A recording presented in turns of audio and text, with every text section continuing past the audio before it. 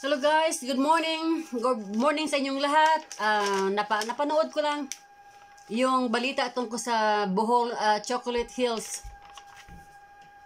Medyo sa totoo lang hindi pa ako nakapunta doon, pero nakagandahan ko na yung mga hills nila dahil pag nakita ko yan, alam ko na it's a chocolate hills.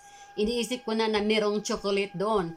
So, ito kasi ang nakikita ko sa balita dito sa may mainstream media. Sinasabi nila doon na imbestigahan pa daw ng DENR dahil hindi nila alam kung bakit daw na merong construction doon. So, yun ang mga title nila sa mainstream media. Pero yung napanood ko naman sa Tolpo in Action, nakita ko yung chairman of the DENR na ini-interview, medyo parang inaantok nga. Tapos may mga tanong si Tulfo na hindi niya sinasagot de diretso dahil parang may guilt na siya eh. Guilty na siya sa gusto niyang tatanungin na muna yung mga ibang members niya. Kasi siya eh, under siya sa DENR, siya. Chairman, pero siya talaga ang merong alam dyan. Pero hindi siya basta-basta ng salita dahil gusto niyang ipaalam na muna sa mga kasamahan niya o sa mga ibang membro niya kung anong dapat niyang sasabihin or kung ano yung defense niya. Pero makikita mo talaga doon sa Tolpo, guys, na parang guilty na talaga siya. Parang automatic there's a sense of guilt. Guilty na talaga siya sa kaso na ito. Para ding iniisip niya na tatawag na muna ako sa Amerika kung ano ang ipaalam ko muna sa kanila. Parang ganyan ang dating ng conversation, yung tunog ng salita niya eh. Ipaalam ko naman doon na natuklasan itong illegal activities natin dito sa Pilipinas. So, parang meron siyang ganyan na, lang guys, lang yan, feelings ko lang yan at saka reaction na meron talaga siya. Kasi alam mong mahirap kasi dito, DENR, Department of Environment and Natural Resources, talagang, big officials na to from the government eh. So, itong mga grupo na ito or department na ito ay talagang binibigyan ng authority or trust ng government na to look after the country's natural resources or public natural resources na underprotected talaga sila. Pero ito namang department ito ay nagdidepend lang talaga sa mga tao, yung public use. Kasi tayo kasi guys, mga ordinary people, tayo yung mata at saka ears. Kung anong makita natin at saka marinig natin ay dapat nating i-report dahil alam natin na illegal activities yun. Pero ang masaklap kasi sa Pilipinas na ang isang government ay hawak niya yung mga authorities or very importante na government officials. Halimbawa, DENR, halimbawa, Ministry of, yung mga forestries, yung mga nag-i-involve talaga sa mga natural resources natin. Sila yung pinagtiwalaan sa government, tapos sila pa yung gumagawa ng kalokohan. Ito yung masaklap sa atin, guys. Kasi makikita talaga natin sa pictures or sa video na talagang hindi ito basta-basta eh. Ang klaseng activities na ito is hindi lang billion ang gagastusin. Talagang group of multi-billionaires ito eh. Group of multi-billionaires na gustong mag-invest doon na para naman sila makakuha na naman sila, ginagawin naman nilang publiko ng customer sa kanila para sila kumikita. Pero sila lang talaga. Pero ang tanong doon, sinong involved sa pag-construct doon dahil country's natural resources, hindi mo basta-basta magpagawa ka dyan. Kailangan mo talagang mag-process ka ng mga legal papers and documents bago ma-approve yan dahil parang hindi yata siya pwedeng na-pwesto doon eh.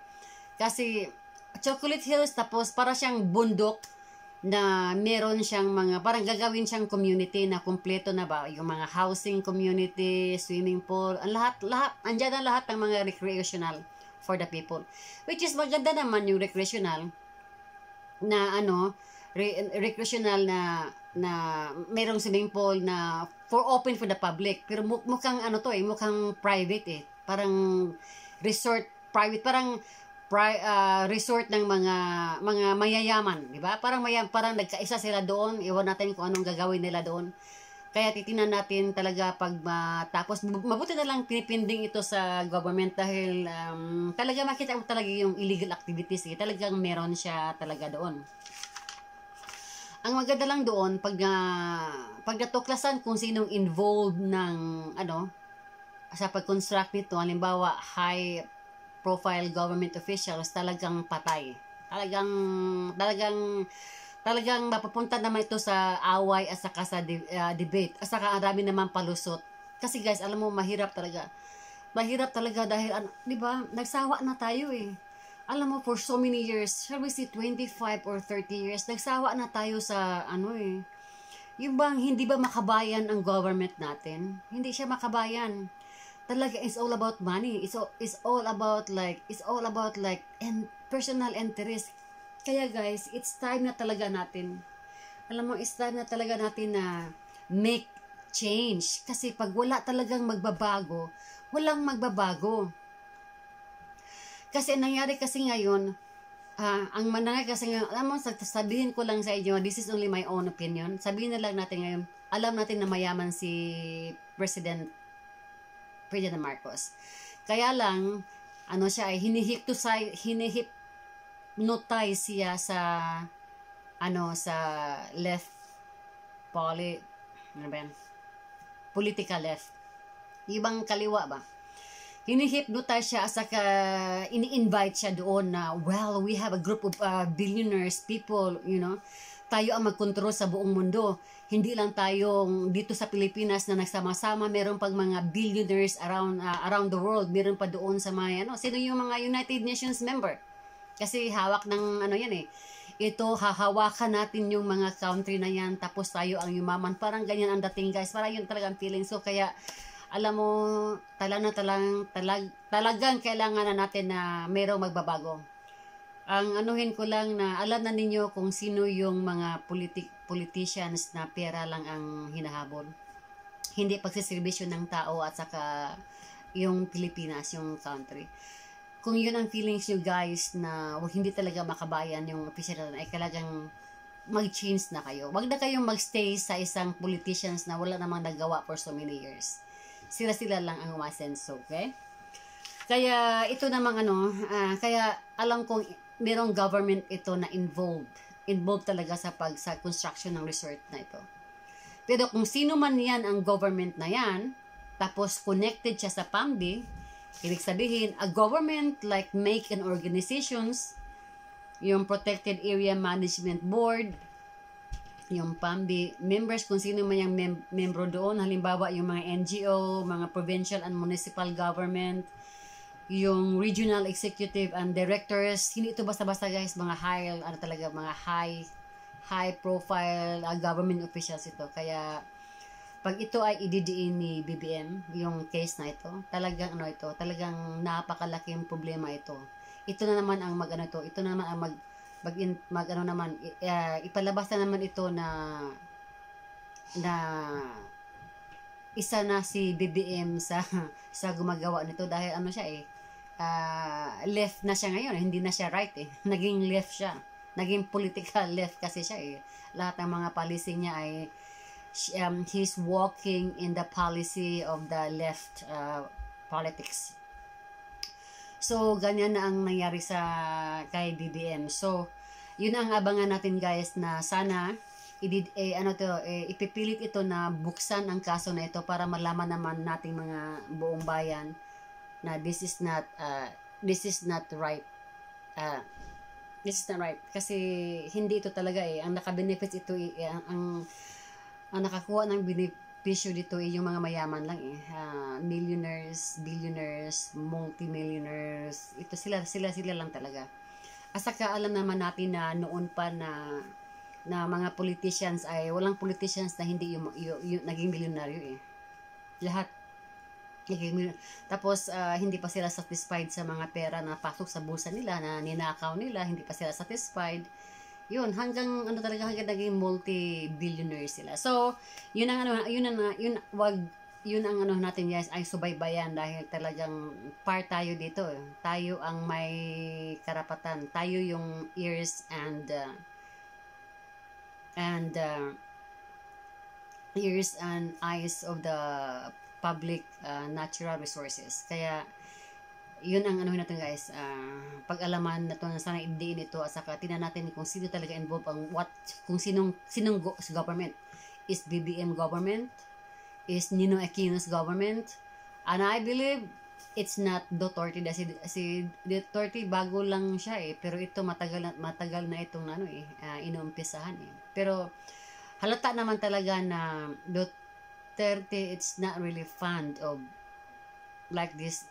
Kasi klarong-klaro ito illegal activities Duterte is more on makabayan It's benefit for the people. Pero ito halatang hindi ito open for the public. Halata ito na private property, pero property for the multi-millionaires and billionaires people. Kaya guys, abangan na lang natin dito dahil tayo ang may karapatan dito. Sana naman na parusahan yung mga tao na involved dito, yung mga government officials na involved na hindi nagpaalam, sila lang kasi kasi connected sila sa government. Tapos yung PAMB naman, is ang alam ko lang sa PAMB is this is group members. Ito ay hawak ito ni Noynoy Aquino. Ang main office talaga nila is doon sa Quezon City, pero at yung PAMB hawak ito So ibig sabihin kung ano yung mga ina-advocate nila na protected area na na dapat ay pag-ingatan nila. Ang nangyari dito guys is dapat protektahan nila pero sila yung gumagawa ng kapalpakan. So I believe isa na yung PAMB na gumagawa ng kapalpakan dito. So lang natin yan, opinion lang natin yan kasi ganito naman talaga ang YouTube. You can say whatever you want pero maghintay pa rin tayo kung ano talaga ang lakaw. Pero pag patahimikin talaga ito, they have to close or walang magsasalita dito. Ibig sabihin guys, tama tayo.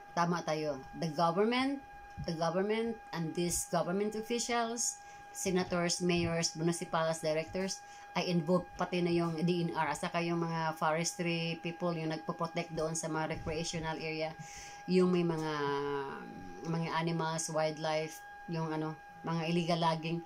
Imbis na sila ang magpoprotekta, sila yung gumagawa ng kalokohan. Kasi yun ang nangyari sa atin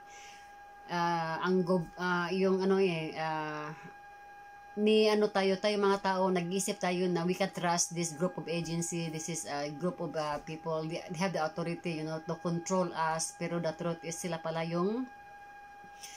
lang pa yung nag-control sa sarili nila. That means they're doing illegal activities in the country with allies with the government. So, wala tayong magagawa. So, ang gagawin na lang natin is, kung sino yung feelings mo na magandang in-next presidente, yun ang kukunin. Kung alam mo yung mga rally ng bayan, rally for the people, alam mo yan, alam mo, sang-ayon ako yan, kasi the truth is, sa panahong ito, we need change. Kasi pag wala tayong magbabago sa Pilipinas. Tingnan mo naman si BBM Ang Marcos, ang tagal nang wala sa gobyerno. Tapos, yung bumalik siya, naging left. Sabihin na natin, naging political left siya. Anong ibig sabihin doon? Nagpapatunay lang yun na power. Hawak talaga nila. Kung maalis sila sa power, ibig sabihin na, yan, kaya nakita mo, ang daming mga crime. They have to commit a crime. Willing silang mag-commit sa crime no matter what, basta ayaw na lang bitawan nila yung power nila. Dahil nakikita kasi nila ina-spoil kasi sila ng Amerika. Alam mo, yung bribe means binabayaran sila ng pera. There's a lot of money coming in, pinaghati-hatian nila, pero wala tayong magagawa. Ang mga Pilipino, nga lang tayo, di ba? So, talagang panahon na ng pagbabago. Kaya, maniwala ako sa sinasabi na tama na ang pagdingi-dingian at saka tama na ang pagbulag-bulagan. Dahil today or years forward, it's time for change talaga. Gusto ng Panginoon na ibalansi ang buhay, ibalansi ang global. Dahil hindi balansi. There's only a few of millionaires, but there's a lot of people around the world na naghirap, poor na poor dahil sa colonization, dahil sa hindi satisfied sa mga pera na nakikita nila. They want more money in their pocket. So, hanggang dito lang guys. I hope na makagawa pa ako ng video next time kung meron man ako. So, dito lang. At saka, salamat.